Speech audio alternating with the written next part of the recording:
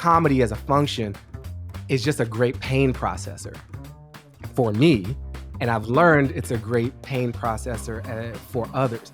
And not just the pain for Black people, but especially the pain for white people. You're listening to Lives That Speak, a podcast highlighting the remarkable work of Sidwell Friends School alumni. I'm Brian Garman, head of school for Sidwell Friends, a pre-K through 12th grade independent Quaker school located in Washington, D.C. In this interview, Sidwell Friends Director of Equity, Justice, and Community, Natalie Randolph, and I sat down with Baratunde Thurston, class of 1995. He is a well-known writer, social commentator, comedian, and the podcast host for How to Citizen and We're Having a Moment. His 2019 TED Talk, How to Deconstruct Racism, One Headline at a Time, has been called one of the most important of the last decade.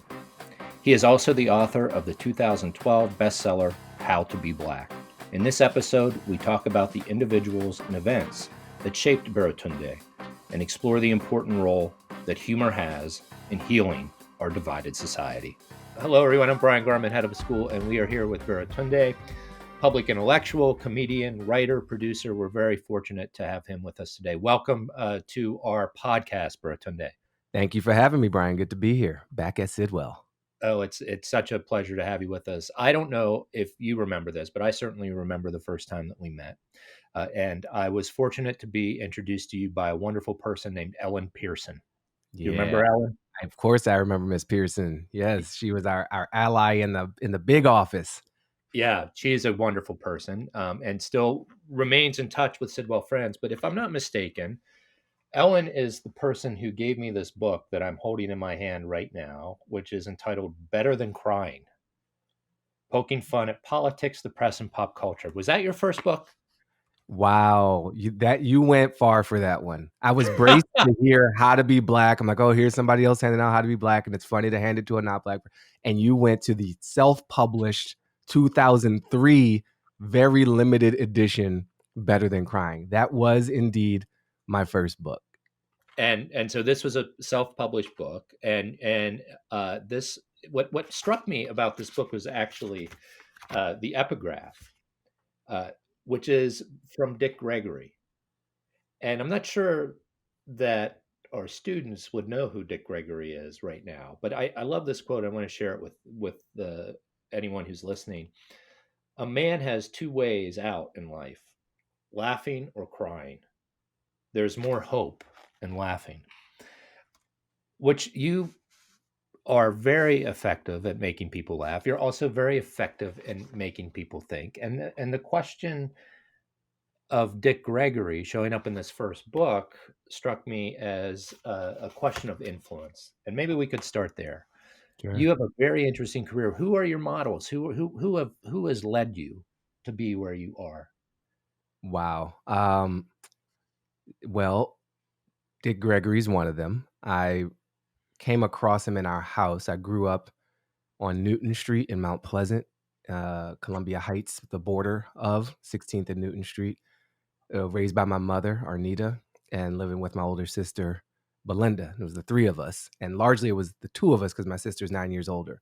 So in our house, I remember coming across Dick Gregory health books, like nutritional books. I think I first understood of Dick Gregory as some kind of like tofu eating hippie, and not a brilliant comedian or potent voice for human rights and civil rights.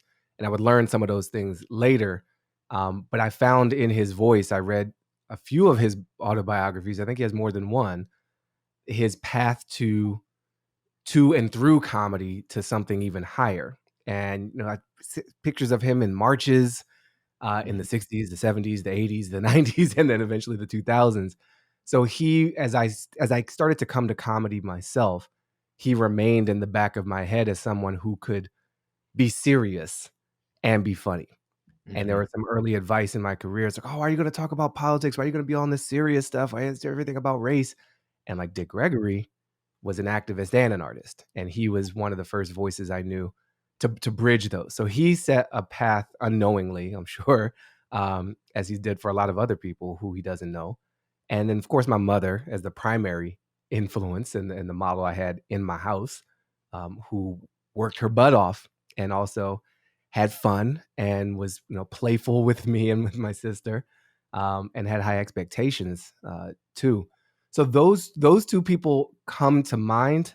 I really, before, as a kid, I really looked up to Bill Cosby Hmm. for and obvious reasons. I mean, from Fat Albert to the Cosby Show to Different World, he was sort of creating universes where I could see myself, and of course, the team that was around him bringing those universes to life. No one does this alone, but he was, sacrosanct in our house. Whoopi Goldberg was Hmm. high on the list of kind of entertainment voices that we would listen to her audio cassettes on road trips as we would drive to the Outer Banks of North Carolina or to Virginia Beach or Chincoteague, and and then in the same mix of audio, Garrison Keillor of Lake Wobegon.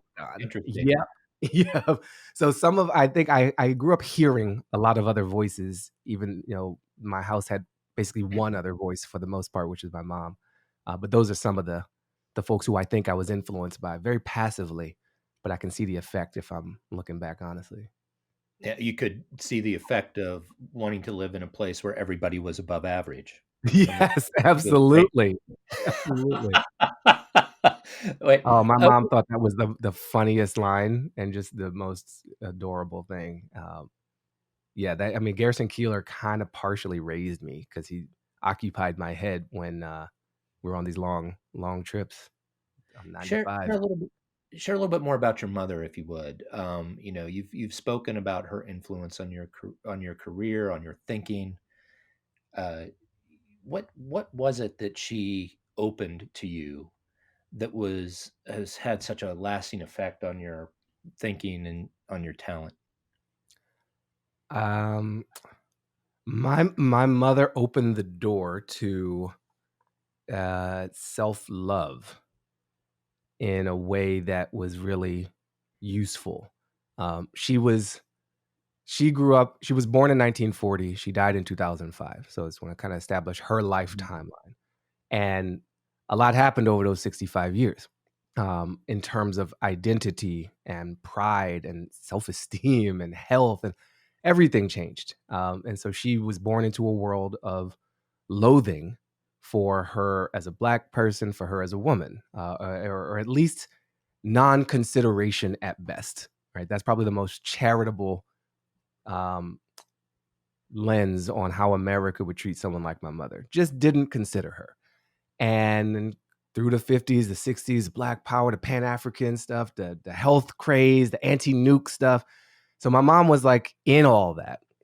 And I think she gave me doubt about the myth of America, very useful for someone growing up in a lot of propaganda to have another perspective to say, question what you're being told and what you're being sold. She gave me pride and self love, and we did a lot of Black cultural celebratory things physically in the house, but also in the community. And there was so much available in DC, of course. Um, and she gave me permission to chart my own course. In fact, I would say she shoved me down my own course. There are a lot of friends who I've had over the years, and I've gotten to know their parents and their dynamic with their parents, and I realized how largely lucky I was to have a mother who didn't expect a specific thing from me. She expected a general thing. She didn't expect me specifically to be a doctor or specifically to go to college X or become thing Y, but she expected me generally uh, to acquit myself proudly, to stand up for myself, to know my own boundaries and assert them, no matter what authority tries to cross them. In fact, I remember a moment at Sidwell. It was my early time there. I joined Sidwell in seventh grade, I guess in '89, and there was a teacher who grabbed me to make a point that I should be quieter in the cafeteria. And I told my mother about this. She's like, "She didn't have a permission to put her hands on you. No one has permission to touch you." And that was a deep statement from her because she had been touched inappropriately as a girl, and molested and abused. And so she felt an extraordinary responsibility to teach me that is not allowed. So I learned that self-regard, self-respect, boundaries, at her insistence. And when other friends, I could see their parents bribing them to go to certain colleges and make certain life choices. My mom was just insistent that I was doing what I felt I should be doing, and what I wanted to do. And she would remind me, you can try this, you can explore that, you could become this, you could audition for that. And so when I majored in philosophy at Harvard, and everybody else's parents were flabbergasted. They're like, "What are you going to do with that? What are you going to do with a philosophy degree? Ooh, your mother, she must feel a certain way about that. Are you going to get a job?" And I was like, my mom is the most excited about that. Maybe you have the issue with it. Don't put it on my mom though. She's got my back in this. So that felt good. That was a lot of her positive attributes were all those things. And so she sends you to Sidwell Friends School. And would you share, what was that experience like? You're Oh, in Sidwell Friends School in 1989, a seventh grader. And what was it like to be in the school at that time? it was weird, man. I gotta set a different scene. So born in 77, raised between 14th and 16th Street on a little street called Newton. Right across our window is St. Stephen's Episcopal Church. Just out the left, you cross 16th. You look to the left, you can see the White House on a clear day, and you walk by Canaan Baptist Church. I would walk to elementary school, 4-ish blocks to Bancroft Elementary. Hmm. Everybody in that school lived in the neighborhood. Everybody. We played together. We knew each other. We ate dinner in each other's places. We played basketball in the alley behind Kevin's house. And there were, by my recollection, 2 white children in this school. There was William and there was Willa in our grade. They literally shared a root name. You know what I'm saying? Like, that's a total universe apart. And no one was rich. We were probably poor-ish, but no one really knew, Mm. because you just lived in your neighborhood. You had your context. And so going to Sidwell, just the process of visiting, I visited 3 private schools, and they all blew my face off because they were so different from each other in some ways, but from my experience. So when I showed up at Sidwell, um, the campus, there was a campus. Yeah. Who has a campus for a 7th grader? That's crazy. Like, Yeah. we had a Right. very large building, and our playground, generously titled, was the parking lot. And we played tackle football. Little boys played tackle football on asphalt. And my knees to this day retain a dark patch under each kneecap because I skinned my knees so much. There's like permanent dermatological damage. But I didn't know any better. It was just Yeah. fun, cool. I mean, people would literally, I remember a day a kid ran into a wall. We were playing kickball, and he was going to try to catch the ball and didn't look and just ran into a brick wall. Like, that's a real thing that happened. And that was like, you get to Sidwell and there's a field hockey. What is field hockey? Yeah. Well, I know what a field is. I kind of know what hockey is. I know I'm not into it, but this is different. So the physical layout blew my mind. The design of the buildings, the amount of light, it kind of blew my mind. And these kids, so many kids that I did not know. So much whiteness that I had not been around so much, and so many resources. And so I knew a few. In fact, Karima Barrow, and Maya, I can't remember Maya's last name no more, but we were in the DC Youth Orchestra program together. And Mhm. those were the 2 I really knew. And that helped. That helped to know 2 girls of color from outside, from actual DC, not that part of DC I'd never really hung out in before. So it was jarring, it was magical, it was exciting, it was tense.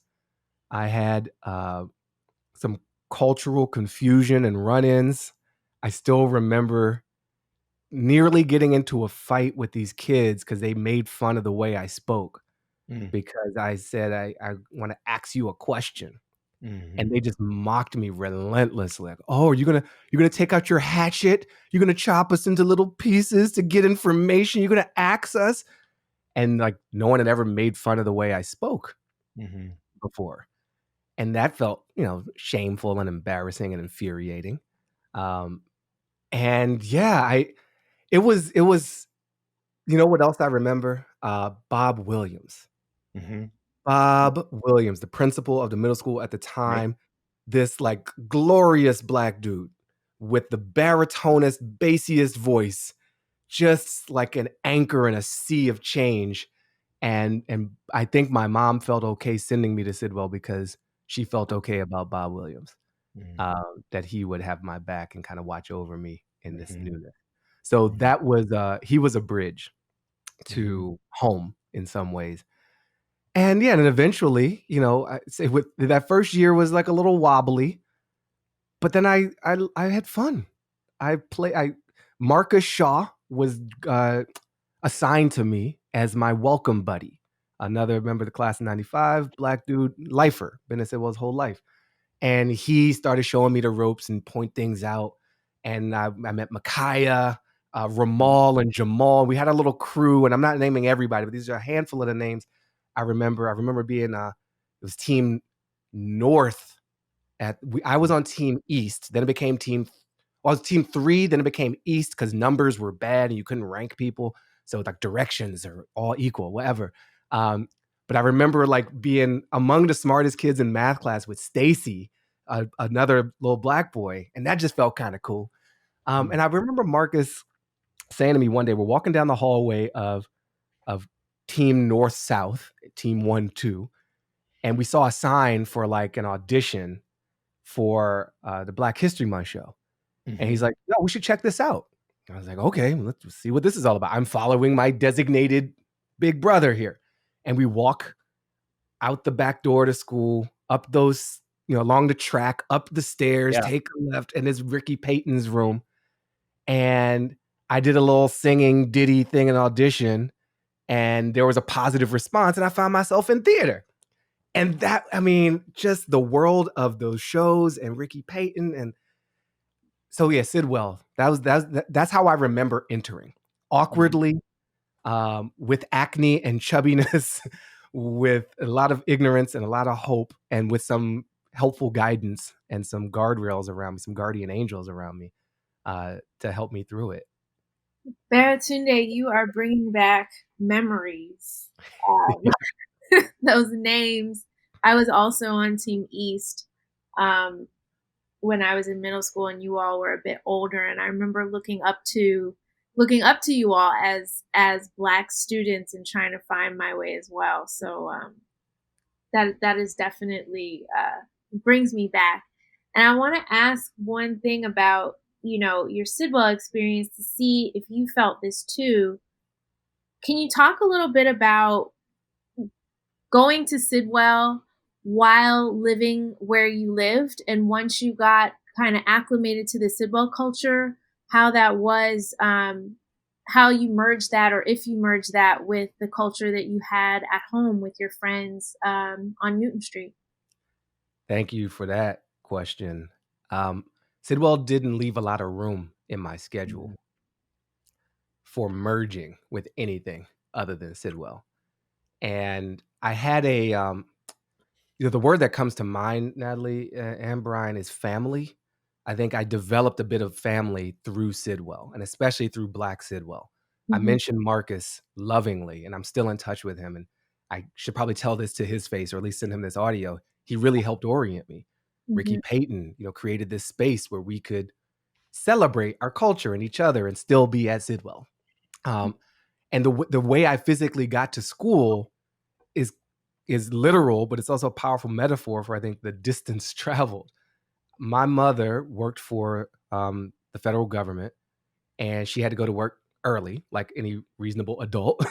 And so what would happen is she would drop me off at a bus stop a little bit south of where we lived at 16th and Newton Street, something around like Park Road, and I would take, I Mhm. think it was the H2 across town, and it would like cut down by the zoo and go up Porter Street, mhm, and I could either get out and walk the rest of the way, or if I'm feeling lazy, like take a bus up Wisconsin Avenue to drop me off right by those tennis courts. Along that journey, I met Neferre, mm, who was I think 1 year behind me. So Mhm. And they happened to be driving to school where I waited for the bus. So I would regularly get driven to school on certain days because I would just, Desiree and her mom would pick me up. And so we got this little like black car to Sidwell of these working moms driving their little black kids to this other universe. Um, Even when we moved, so I think having in the actual neighborhood where I lived, I got up so early. And we were out by like 7 a.m. and I just got to school early. I was usually the first kid at school. Mhm. And I would eat my breakfast on the steps of the middle school out of Tupperware. And Mhm. then I think Maya, um, she was that her name? Was it Maya? She's very tall. She played Yeah. bass with me. Or yeah, she was one of the early ones too. And so we would kick, and then kids start to trickle in. Then you start to see the fancier cars dropping kids off like literally on time, as opposed to like I had to take the early bus from across town. So all that time I might have been in the neighborhood, I was just at school eating, and then after school you get the extracurriculars. I did track in middle school even, and certainly by the upper school we got the newspaper and track and the BSU, and so I'm getting home at dark. So there's no merging. I remember coming home, by bus one day and somebody saying something to me like, "Oh, you going to that white school?" Or maybe why do you talk that way? It's really interesting to get criticized at Sidwell for talking like I'm from Newton Street, and to be criticized on Newton Street for talking like I was at Sidwell. Yes. Yes. Uh, caught in the middle there a little bit, but not heavily judged. And I think partly I was already in the nerd crew, even Mhm. at the public elementary school, gifted and talented program, and wasn't shamed for that. Like even Mhm. my best friends, we were cool-ish, I guess, but also nerds. And then I just didn't see people, I think is the more honest answer. I was in the world of Sidwell pretty full time. Yeah. Um, and where I did have hood stuff and community stuff, it wasn't so much just on the block, but it was about this other organization I joined, thanks to Bob Williams, the Ankobia Afrocentric Rites of Passage program. Mhm. And so that was every Saturday we would gather, and that was like the blackest thing in the universe. Mhm. And they helped me keep my mind straight about history, my value, etc.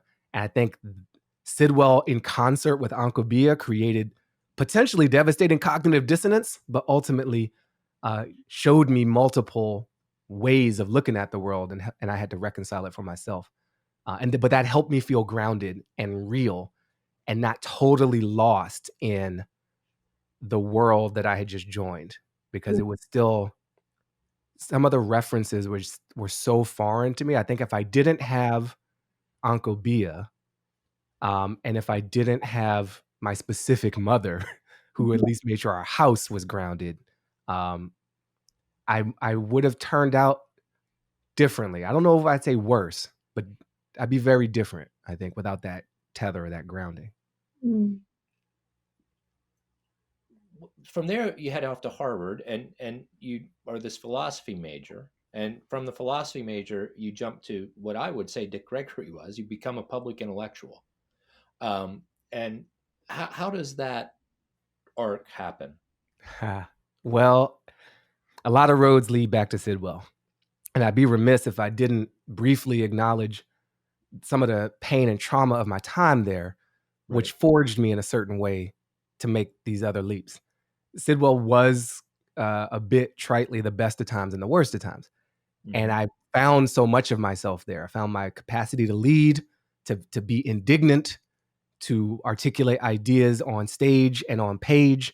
All that was tested and born really. I found his first expression at Sidwell. That was Horizon. Another Sidwell kid saw something in me I didn't yet see in myself, which is like, I think you could write. You should do the newspaper. My mom didn't tell me to do that.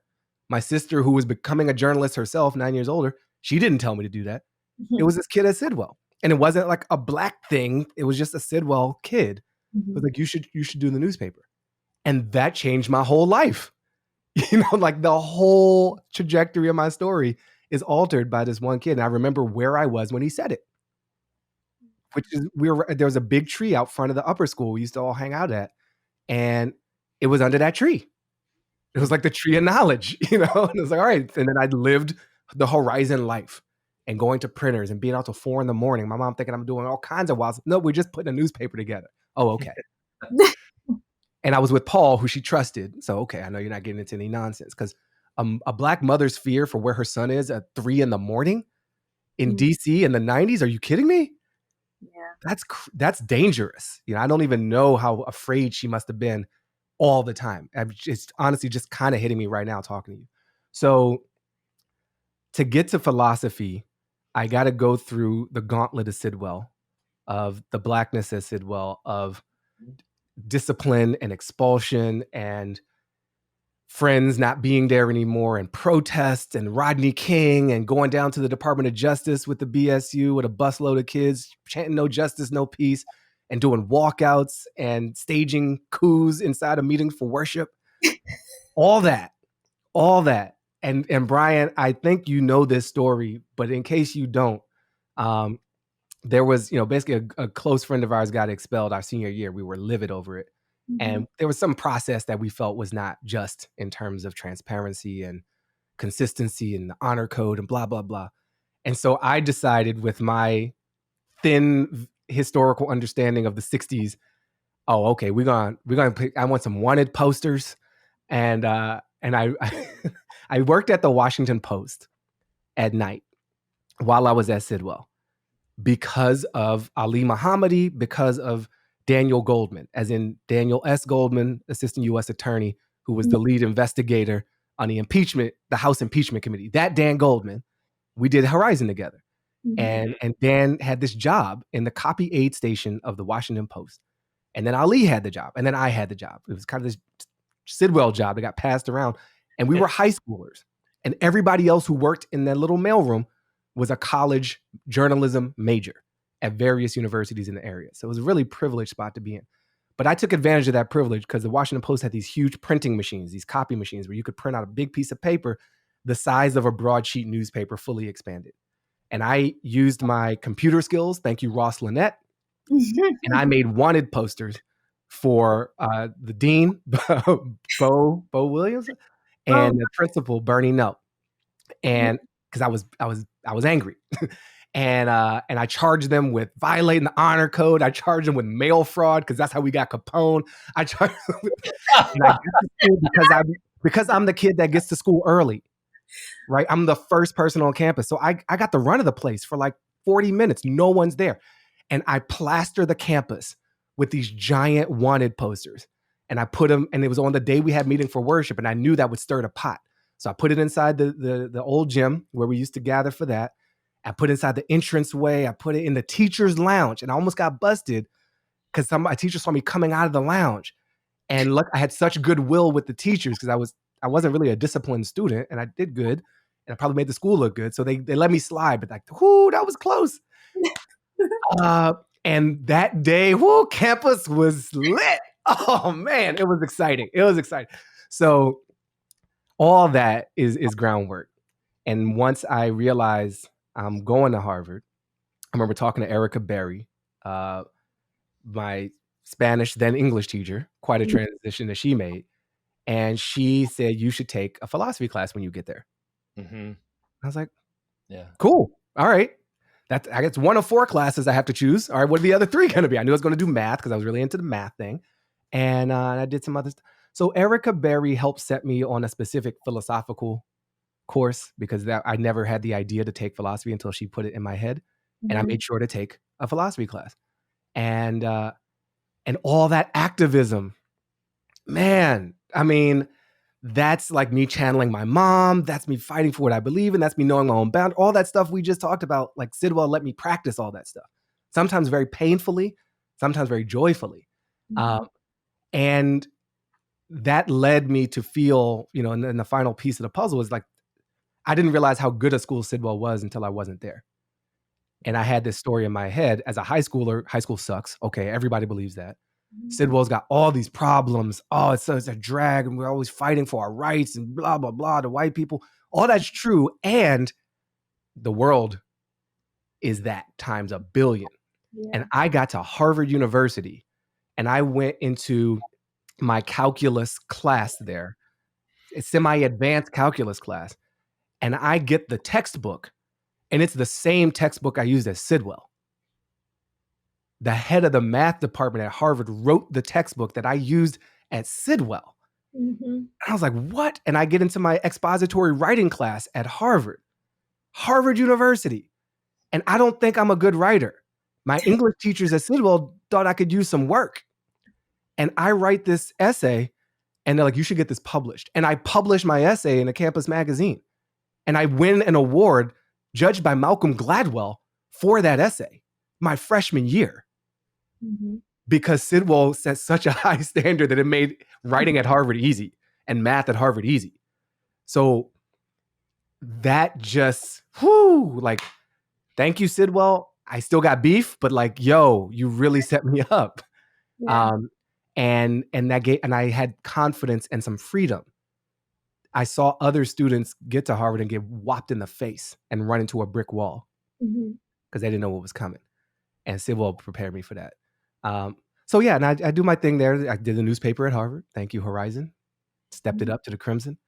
And I keep pursuing the philosophy thing a little bit and the computer thing again, and some of the math, but mostly the computers.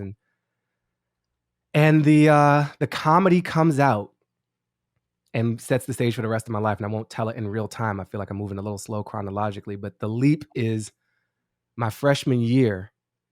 I start writing an email newsletter that's comedic. And it builds off of an email newsletter I started at Sidwell where I shared comedy I found on the early internet. But it was nothing original. It was just like found. I was a curator, as they would say today. And then at Harvard, I started writing satirical news and just sharing it with my friends. And then I started an email list, and more people signed up for it, and more people signed up for it. And that gave me a little pocket to develop my voice and to merge some of this philosophizing with some of this activisming, with some of this emerging comedic thing to process it. And the comedy bridge was at Sidwell. Like, I really needed comedy. I wasn't funny at Sidwell. I really wasn't. If kids say I was, they are lying to you. And they have remembered like a bad, eyewitness who's like, oh yeah, I saw the gun. There was no gun. There were no jokes. I was the most righteous, serious, wokish, probably mildly annoying kid, except I was sweet about it, I think. And very, I think I was a pretty compassionate kid. So I didn't like rub people's faces in it, but I could be a little judgy, especially with the other black kids too. I got so mad at them for like being down with the Washington football team name at the time. Like, we are black people. We cannot be tossing around racial slurs. So I was that kid. And I had no jokes to help that go down. I was just self-righteous. And because of all that tension that caused me to create wanted posters for the head of the upper school and the dean of students, I found comedy to relieve it.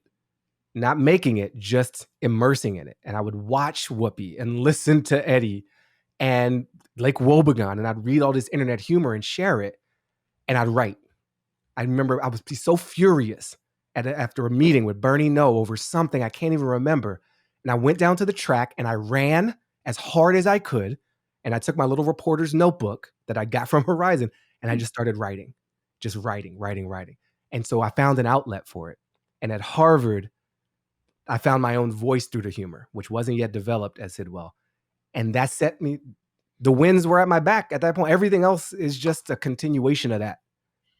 Everything else. It's funny you say that, you were that kid at Sidwell. I remember you as the one that knew everything about blackness, right? Like, I just remember that you were that guru, the BSU head, like that person that held the school accountable. From my, it's different looking up. I was younger. Right. And now, I read the book. I read How to Be Black, and followed you along the way from there. And I find the comedy piece very powerful. And I find that powerful in the way that you can get the message to people in a different way than you can with the, beating them over the head to say that you're racist. And I was hoping maybe you could talk a little bit more about that and what you've learned from that. 'Cause I find that I want to look more into that as we try to improve the school. Mhm. How to bring more people in, and I feel like you're really effective with that. Yeah, while the comedy came later, it is a subset of this thing called the arts, Mhm, and this is where Black history helps out. This is mhm, where I watched this documentary when I was in high school called A Laugh, a Tear, and it was all about Black comedians and processing our pain, and that's where I first found that Dick Gregory quote, that Brian, that you mentioned in the opening of from Better Than Crying. And so I kinda intellectually understood that, oh, maybe there's a role for humor that would come in later in my own practice. But at the moment, using arts, using music, using song, using dance, like we put on plays as it when the tradition continues. I was there a few years ago and saw full circle. I mean, Natalie, you talk about looking up to our year. Like I looked up to these giants that came before us, like mhm, Pilar Lynch, mhm, daughter of Ackland Lynch, like a legend in the DC Pan African. I was like, we have access to that. What? And she was the most baddest, assest, dopest person I could ever imagine meeting. Must have mhm, been 3 years older, maybe more, maybe four. Um, but putting on those shows and I remember us trying to communicate our pain and anger and struggle to our fellow students mhm, through these shows. And I remember the year where we deviated from the general, like, kings and queens of Africa and the Negro spiritual, like, the kinda survey of Black history that mhm, was the vibe, and we brought in, Mel Cummings, Samir and Samori's mom, who was a professor of rhetoric at Howard, and she worked with Ricky Payton, and actually, no, we brought in a playwright. I'm so sorry, I'm mixing up. Mel Cummings normally worked with us. They brought in this playwright from, I think, GW, and we wrote like a custom play. And this was not your regular Black History Month show. mhm. This was straight from the heart. Like, this is what it's like to be Black as Sidwell. Yeah. And but we put jokes in it, and we put jokes in it about what it's like to be interpreted with all our starter jackets. People Yeah. think we're in a gang. We had a whole little poem. 3 black guys is a gang. 3 black guys is a gang. In the hall, on the street, wherever we may hang, it I seems to take one look at us and label us a gang. I still know that. Yeah, I remember that. That's nuts, right?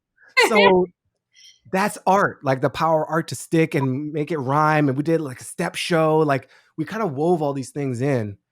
So what I learned later is it's a frustrating lesson, and I know it even more now because 2020 has been the realest, ugliest, hardest, deadliest, foulest, flamiest year, Mhm, and everything's just in stark relief. There's no pretense anymore for those who allowed themselves to be fooled by pretense that everything was good. That's done, mhm, and that amount of raw pain, like I for myself needed to filter it. I mhm, needed to reverse osmosis it or something and put it in a form where I could digest it mhm, and then help others. So the comedy as a function is just a great pain processor for me, and I've mhm, learned it's a great pain processor, for others. And not just the pain for Black people, mhm, but especially the pain for white people. Mm, mm, And what I have learned frustratingly is that white people are far behind in this journey, and it's terrifying and painful. And when I'm afraid, I get defensive and I shut down and I don't want to go any further. That's kind of human and natural. And yeah, now I'm just like multiplying that times millions of people who've been miseducated into their own unjust desserts. yeah, Ooh, buddy, I better put some jokes in there, mhm, because it is a therapeutic and attempted healing practice to welcome people into that level of openness and honesty and realness and hurt. mhm, It's a Maury Povich, Jerry Springer moment when you find out your daddy's not your daddy, yeah, that your daddy's been lying to you, that Santa's not real. right. You better wrap that up in some bacon and some pancakes and some syrup. Help that go down. That truth that's a thick pill. Well, Yeah, you Thick can pill. see you do that on the TED Talk, in fact, and you can Yeah. feel in the response from the audience various levels of discomfort. Yeah.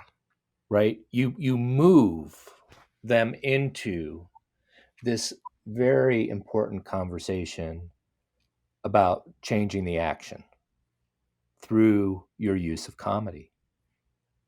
And while you say that, I mean, you mentioned the wrapping this up in a pancake with some bacon for um, white folks. When you're brought back for the question after your TED talk, you talk about living a lie, right? You respond to the question by talking about the difficulty of living a lie. And whiteness is a lie. Mm. Race is a lie. How do we move forward from a lie that has had very real consequences on the way that people live their lives? And what is it? One of the things that you say is that this is doing so is important for all of us, including white folks. And I think that people don't often think about that. White people often don't think about that. How do you help people think about that, Baratunde? Because you're very effective in the way you set up, the way you bring people into the conversation. I wrap it up in a story, a bacony, juicy, maple syrupy, but there's vegan options. Yeah, So, that's good. I'm vegan actually, so see, so we Greg, can get you seitan, we can do the gluten-free if you want to. I all got right, some good gluten-free pancakes, some but it organic just has blueberries. to work, Pick right? myself. Whatever it is, it has to work. So you do that. You do that. One is from a technique perspective, I've learned to naturally interrupt my story with the aside. Thank you, Shakespeare, for teaching me that word. Again, as taking that first Shakespeare class, I think I said, well, oh, aside. That's a little turn to the camera B. Boom, I like that. That's fun. And it's a check-in. It's a check-in to say, like, I'm still with you. I see what you're seeing. I'm one of you. I'm on this train too. I don't actually know everything. I'm not the king of blackness or wokeness or anything. I'm on the journey too. So technique-wise, I throw jokes in and throw asides in to like humanize myself, because I know what it's like to be preached to by somebody who seems to know everything, and it's very non-identifiable because they seem to be on a different level. Then I try to sympathize and empathize with the struggle, the plight. One of the things I've been doing, I've done over 100 public appearances since June of 2020, as we record this in December of 2020. Some media stuff like MSNBC, but mostly talks, to groups, to kids, companies, organizations. And I've learned to share my version of the thing I'm asking other people to do. And this is a late evolution of my own process in this work. I tell this story about the idea of privilege. And it's this dirty word. I don't feel privileged. I grew up poor too. My family struggled. Nobody handed me nothing. Cool. So here's the deal. I know about this because I possess it, because I have benefited from it too. So I got to acknowledge that. I can't be asking you to take some journey I'm not willing to take myself. And then I say, okay. So some of what I've gotten, it's not just because I worked real hard or just because I got lucky or had the right connect. It's because the way the world perceived me set me up for a certain type of success, a certain type of outcome. What am I going to do with that? I mean, I am going to feel a little type of way about it for a minute. When you tell me I didn't work hard, you got into Harvard because I'm a guy. What are you trying to say? So if I was a girl, I wouldn't have gone to Harvard. You would take my achievements away from me. I indulge in that for a moment. It's human, it's natural. Then I think of my dog, Superman. I don't remember Superman ever wallowing and complaining about his flight privilege. It didn't happen. It knows no episode of nothing. He out here saving kids, catching school buses, trying to reverse time, using the power that he has, however he got it, to help others, to help the many, not just himself. He's not out here just robbing banks with his flight, justifying it because I can't help how I was born. He's trying to serve with it. And so how are we trying to use whatever we got to serve? That's a part of the transition. And then the other big piece, which comes back to how I answered that story, Brian, that question, is that we are living inside of stories mostly.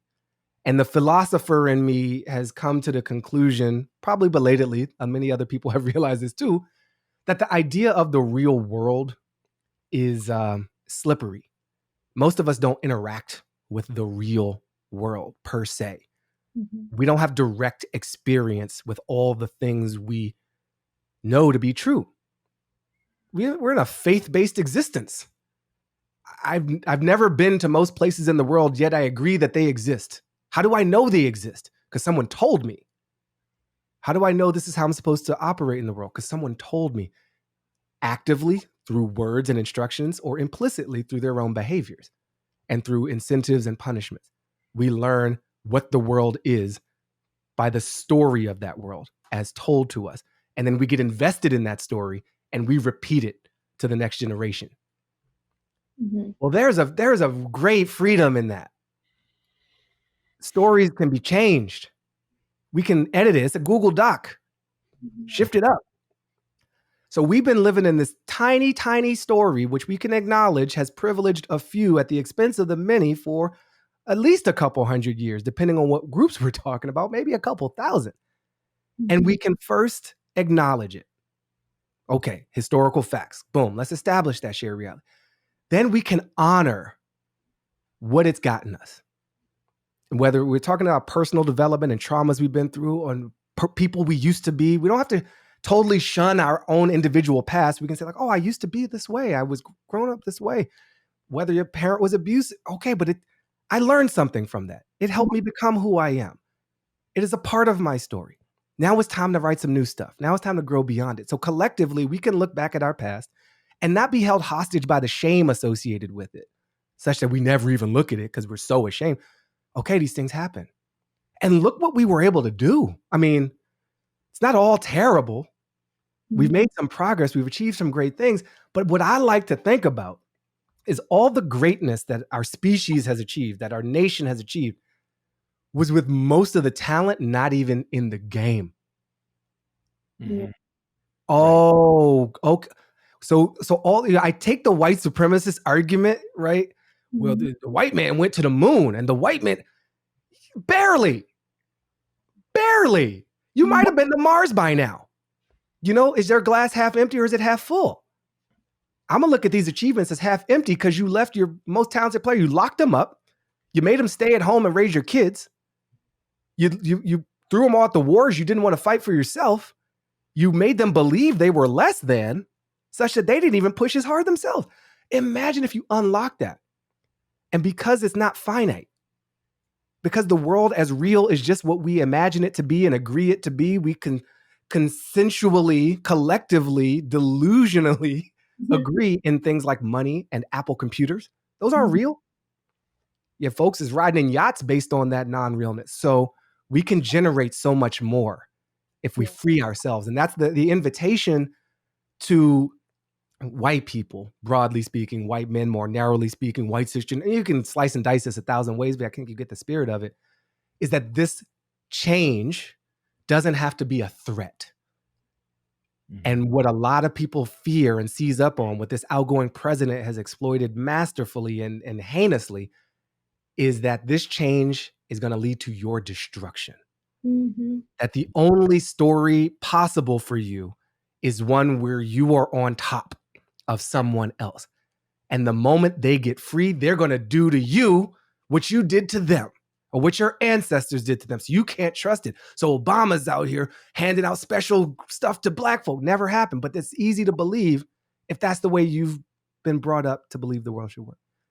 I want people to feel like there's another option, that this change that is possible doesn't need to lead to vengeance and the same petty smallness, that there's a bigger story possible where, like I said in that TED Talk, everybody rich now. Right. that sentence is possible.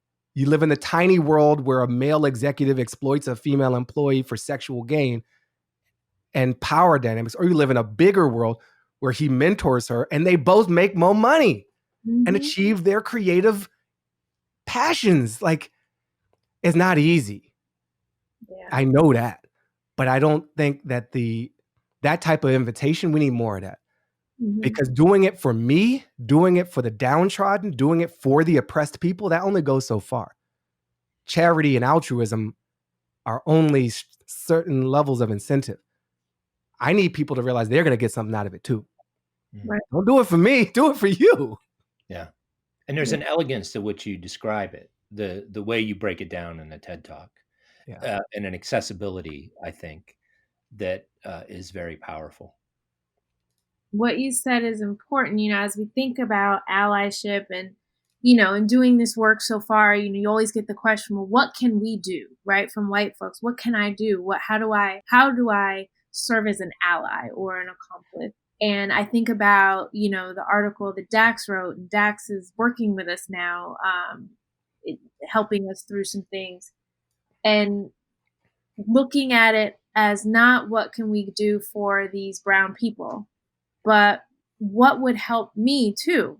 I guess, can you talk just briefly about, thoughts about allyship and that question that I'm sure you get from folks, especially white folks, of what can I do? How do I change this? The good news is there's plenty of work. Yeah. Plenty of work to go around. And anything and everything can contribute. And so I like to tell folks, and I think anyone listening who has that question,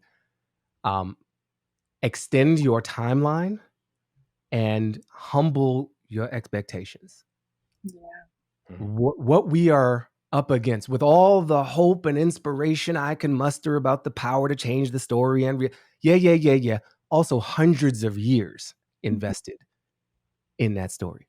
Every industry, every practice, every institution. There is not an institution that has thrived in the past 50 years that hasn't benefited from this subjugatory, oppressive system. That's just impossible, because that's how the whole system was set up.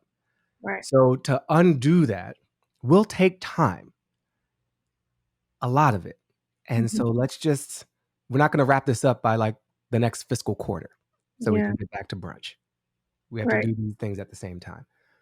And I think there's another kind of broad orientation point I would make, because folks want to cut right to, who do I write a check to?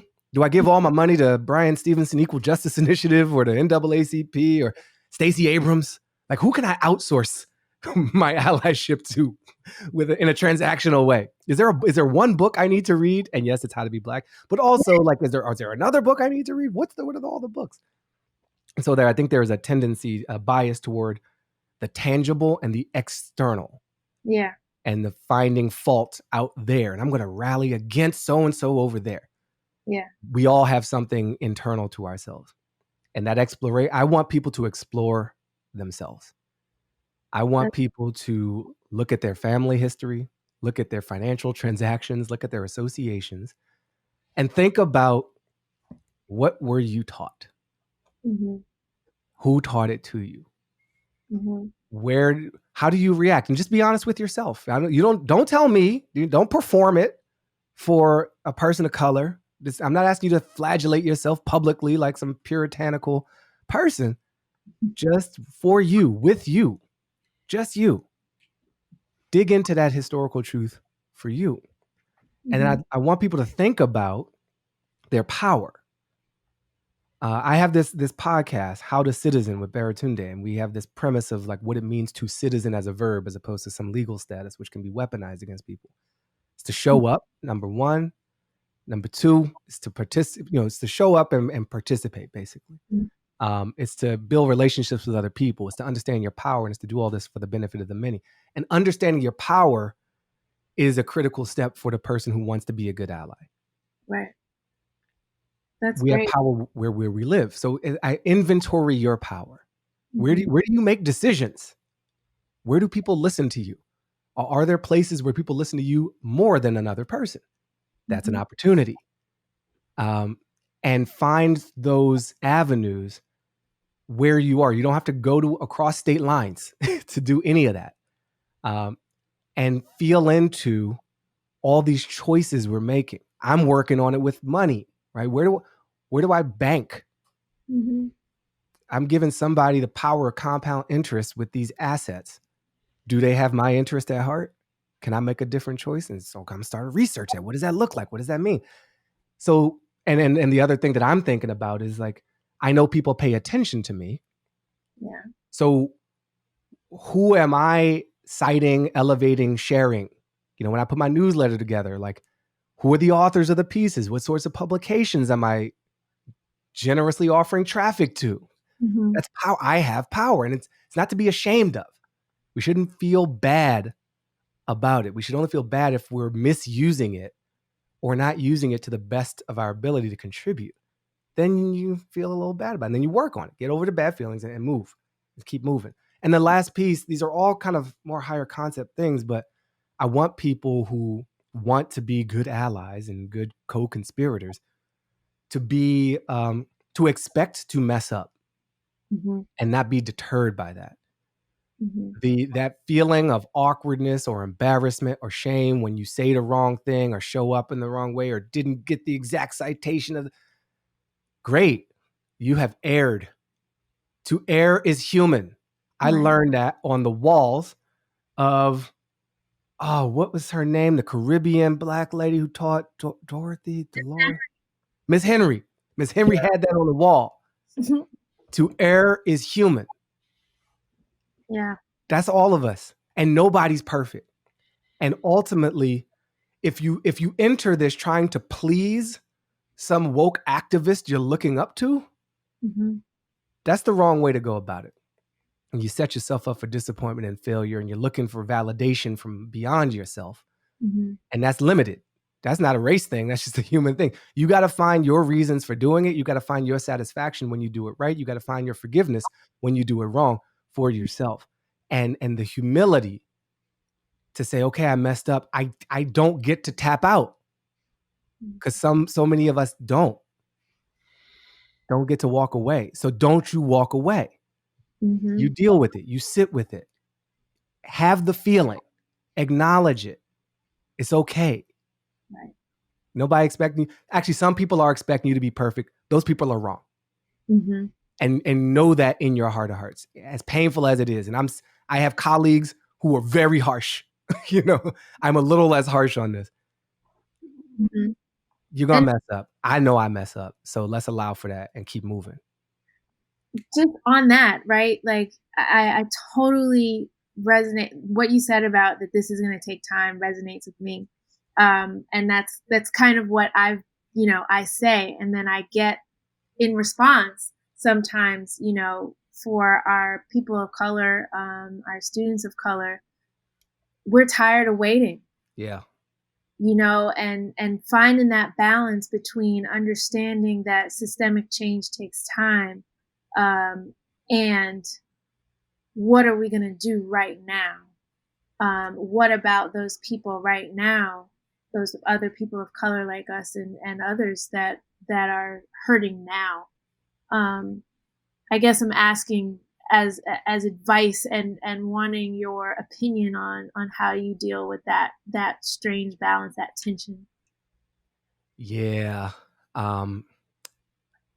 This is all quite significant work. Mm-hmm.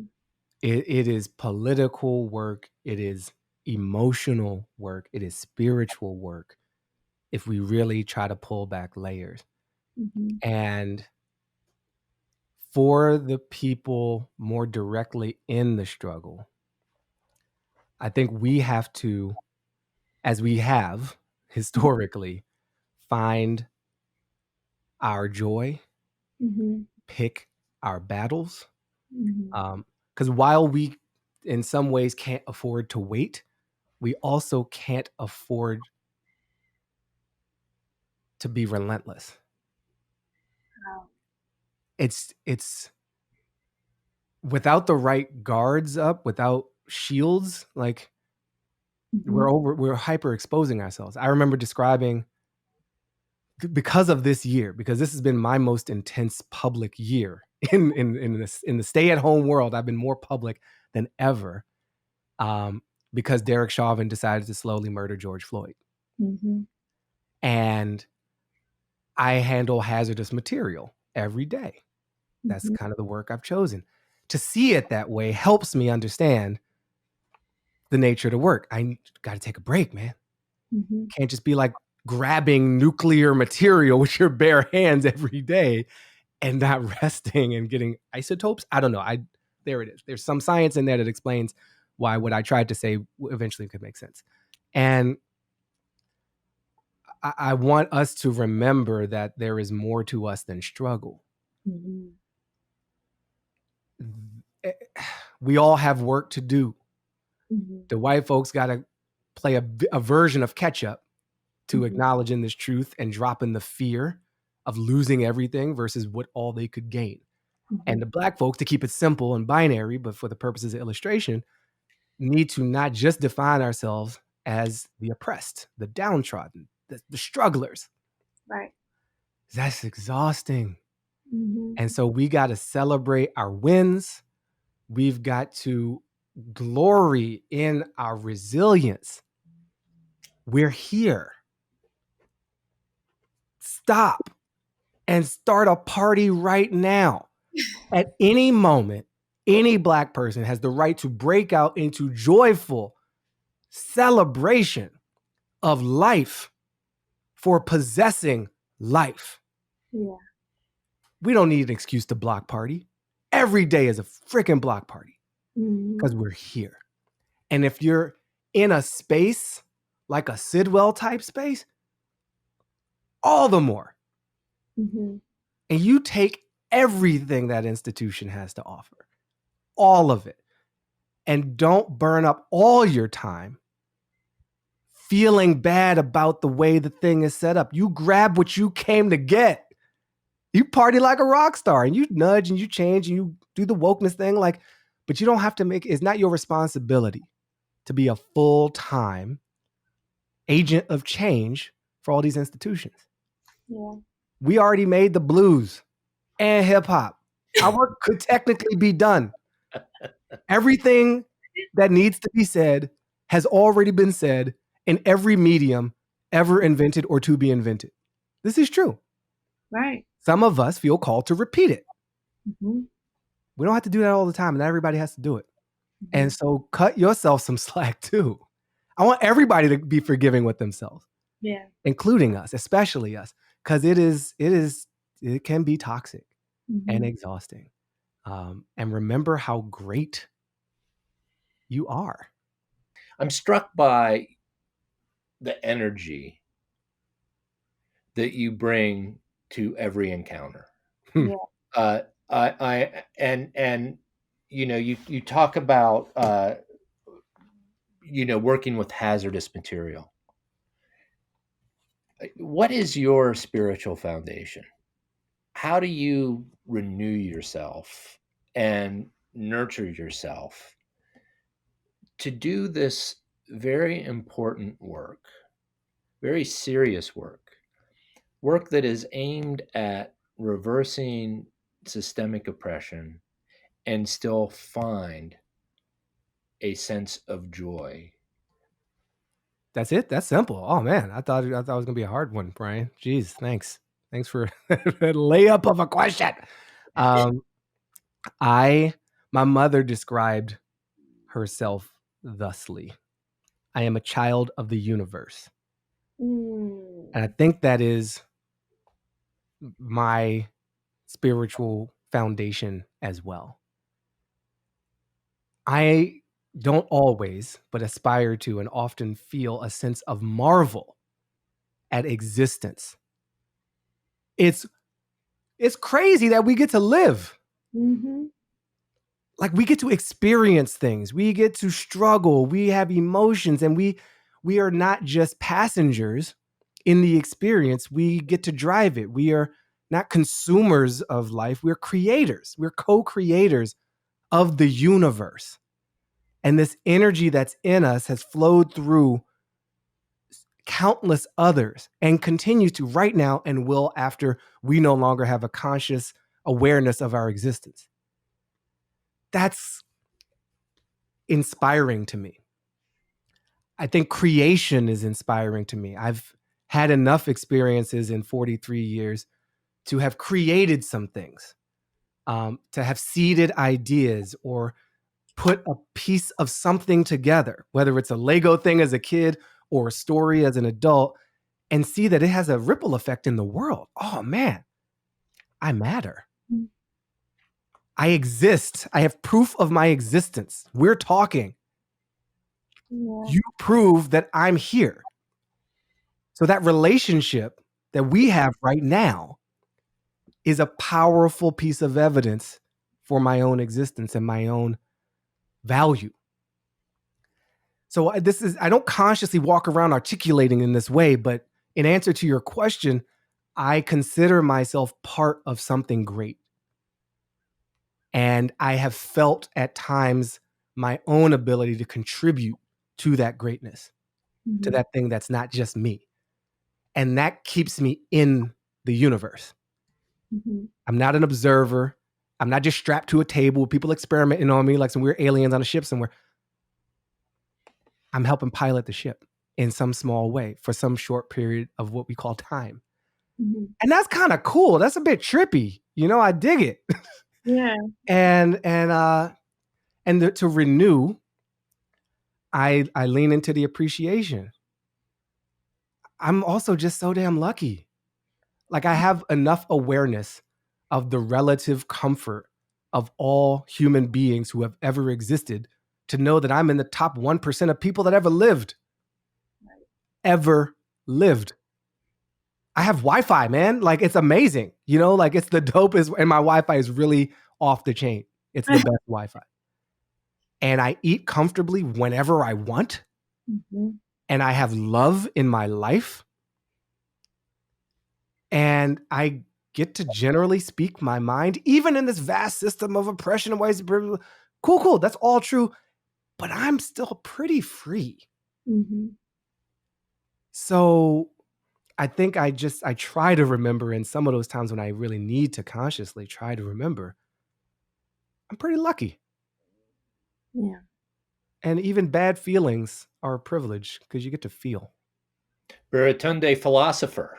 There it is. Yes. All right. I'm using that degree somehow, some way. Philosopher, public intellectual, writer, comedian, producer, someone who encourages us to explore ourselves and to find glory in our resilience. What wonderful lines.